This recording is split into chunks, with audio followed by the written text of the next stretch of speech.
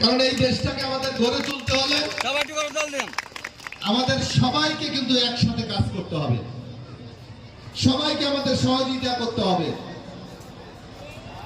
আমাদের ধর্মীয় পরিচয় আমাদেরকে বিভাজন করলে চলবে না, বরং সবার সম্মিলিত প্রচেষ্টার মাধ্যমে আজকে বাংলাদেশের স্বাধীনতার 54 বছর পর বাংলাদেশ একটা পর্যায়ে এসে দাঁড়িয়েছে।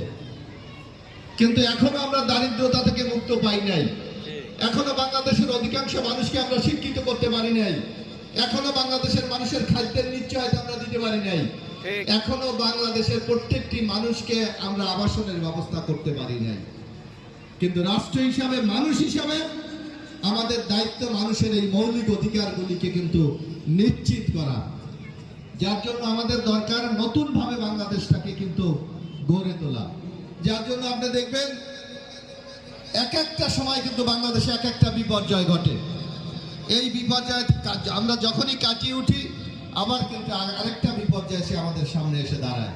তাই আসুন আমরা ঐক্যবদ্ধ হই, ঐক্যবদ্ধ মাধ্যমে আগামী দিনে আমাদের এই স্বাদের বাংলাদেশ, স্বপ্নের বাংলাদেশটাকে আমরা গড়ে তুলি, যেখানে কোনো ধর্মীয় বিভাজন না, যেখানে অর্থনৈতিক কোনো বৈষম্য না, যেখানে সকলে মিলেমিশে যাতে আমরা সৌহার্দ্যপূর্ণভাবে আমরা বসবাস করতে পারি, সেই বাংলাদেশ আমি গড়ে তুলি।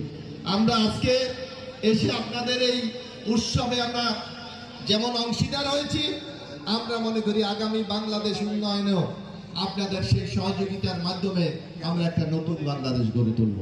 সবাইকে আমি আর বেশি কথা বলবো না। আমি এই আপনাদের উৎসব কয়দিনের দাদা? ও 2 দিন, আজকে শেষ।